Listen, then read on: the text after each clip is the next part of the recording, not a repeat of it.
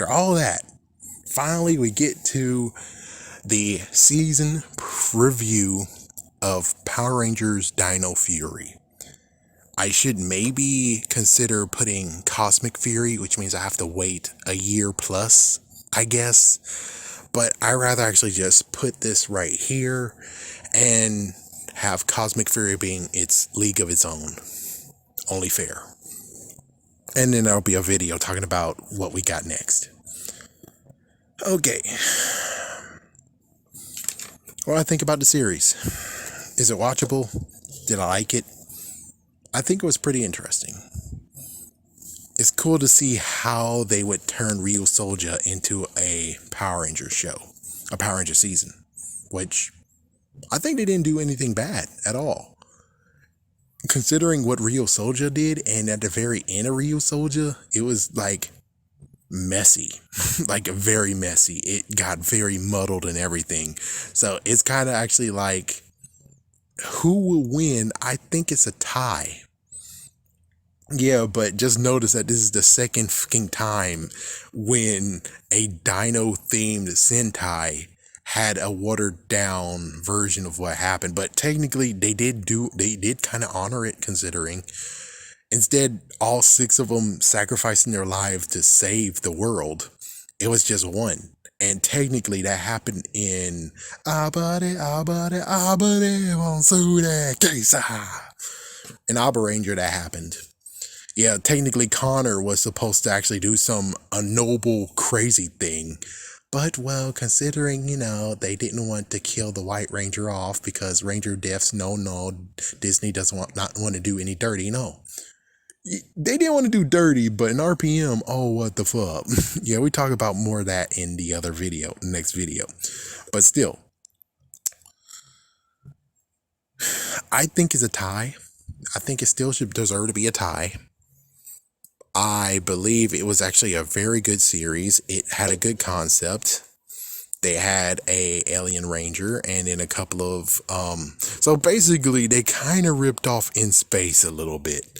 The only difference is that when it comes to In Space, the rangers were already rangers, but now they get new morphing powers, while the other 4 are just new recruits with an alien leader and an alien 6 ranger. Yeah, that's what Super Mega Force should have been. It's like, yeah, if Super Mega Force was this, I think this would have been better. No offense. Well, in concept, it should have just been a copy and paste of Power Rangers in Space, technically. With Troy coming back being pissed off as hell, but then stepping back and be like, oh, never mind. It's like, oh, never mind. I went to go to look for Robo Knight, but okay, fine, frick it. Since you defeated me and stuff, you can have them now. It's like, yeah, just him freaking whining. And then when the legendary battle comes along, he's able to actually step back and be like, hey, yeah, so I get to do the charge then. Yeah, you step back, new version. I got this. And it's like, I know that sounds so damn lame, but Troy is lame. I have to believe that for some of it, they did good. But other stuff that might have been heavy-handed on lessons, which I don't think it always was heavy-handed, but there were still some moments where I was like, okay, what about the LGBTQ community being represented? It's like, I think that was fine. I suppose it was fine, but it doesn't help that the character they chose kind of is a jerk, though. It's like, yeah, if you look at it on a microscope, well, isn't all of them jerks? And it's like, if all of them jerks. Javi hasn't done anything truly mess the freak up, though. It's like Javi and, yeah, Javi's most likely the only one that actually didn't do anything mess the freak up, but still, Izzy is under a microscope. Just as if it's freaking Slim Shady. It's like, yeah, and she is not that freaking innocent at all. Like, jeez, man. But at least they gave a new reason why she doesn't want to wear a skirt. It's like, oh, well, she's a girl. She doesn't need to wear a skirt. But it's like, no, her mom forced her into wearing dresses and skirts. So that's why she doesn't like skirts or dresses at all. So it gives you a different meaning of why she shunned that instead of everyone in the Ranger community being like, oh, no way. She says no skirts. Yay. Yeah, you go, girl. It's like, yeah, it's kind of funny. Like now looking at them like, hey, what you guys got to say now? Nothing. You have no response? That she doesn't like skirts and dresses because her mom made her do that long when she was a little kid? You had nothing to say? Okay, sure, fine. Don't say anything. Sorry to be a jerk, but Pop Pop is definitely one of the best characters they created. One of the best. The Warden's alright, but he's one of the best. The worst ones that they created is, of course, freaking damn Jane and Jayborg. AKA used to be Jane and Bjorg. But I guess they changed Bjorg into... Yeah, they basically changed the characters because I'm pretty sure they wanted something different than what they got in the end. And again, like I said, is that, hey, guys, if you're trying to blame Saban's for many of the choices, it seems like the comedic duo part you still stuck to, so that wasn't his fault. That was you choosing to do that. You got to choose Ben and Betty, Jen and Jayborg. You got to choose this time. So you can't freaking run this time. You can't freaking whine and say he did it. You did it. Yeah, there were the worst ones. They freaking shoehorned them many, many times into stuff. And it's like, the times where they weren't there, I was like, that was a good freaking episode. Had a good story and everything. When they show up, it's like, oh, great. So you're going to have to add extra funny to the episode. Yay. Yeah, but just notice the fact that the other times... Ugh. Sorry. Anyways, the other times, like the last 3 episodes, it's revealed that, oh, they can maybe write. They can actually maybe freaking write something good. And I'm like, okay, well, how about this? If you guys are going to fire them, which I won't say fire them, allow them to have one show. If they can prove themselves in one show where they don't need to do comedic freaking crap that actually is not really needed to be added, I say you should let them continue on with this new show, this new line of show, aka Kamen Rider. Let them have 0-1. Let them write 0-1, and let's just see how it plays out. Because 0-1 is truly serious. It has some funny moments, but I want to see them write something that actually is really serious and see if they really got what it takes. If they can actually write 0-1 and make it good and do what they did for the last 3 episodes, if this was actually them, then they get their respect back, and I'll call them by their actual names and not Cat Lady and Algent. But they're not going to do it. They're not going to do Kamen Rider. Of course not. Hasbro's not going to do that. Not anymore. So it's like, yeah, they're stuck with Cat Lady and Algent.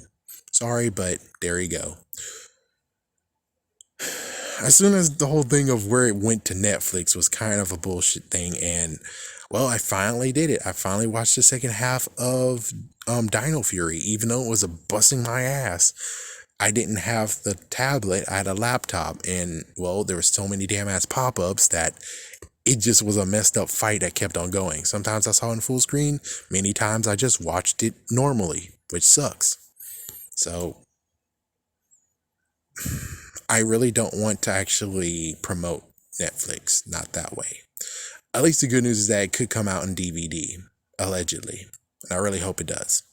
But I'm pretty sure it will. But it sucks that they did the move. And everyone actually loved the move. But I'm like, no, because I don't want to kneel to Netflix. I didn't kneel to Netflix when they had the Marvel shows. Why do you think I'll kneel to them now? If you already bend the knee to them, well, that works for you. But for me, it doesn't work because I don't want to freaking pay.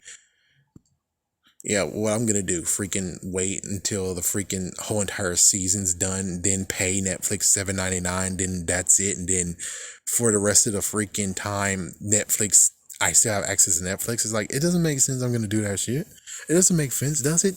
That I'm going to only use it for like at least 1 or 2 days, and then for the 28 other days, I'm not going to use it at all? Does that make sense to you? That doesn't seem like it actually is worth it. It doesn't. and you're like, oh, it's good, it's on Netflix. It's good to be on Netflix. Not really.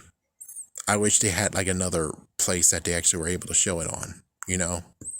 But this is how it goes. Lots of Easter eggs. Yeah, definitely. They did have lots of Easter eggs. Yes, they definitely lean towards Lord Zed has returned. Why? It gets very messed up of me like, why did you choose him? Why? Why did you choose him? It's like, I don't want you to freaking mess him up even more. Ooh. Like, I'm sorry, but Lord Zed is gone. Pick someone else. Pick someone else who actually didn't have the limelight and deserve it. What about Master Vile? Couldn't we actually get Master Vile back instead? That would have been cool. It's like, yeah, because I'm pretty sure Master Vile would have been originally the season 3 bad guy in total.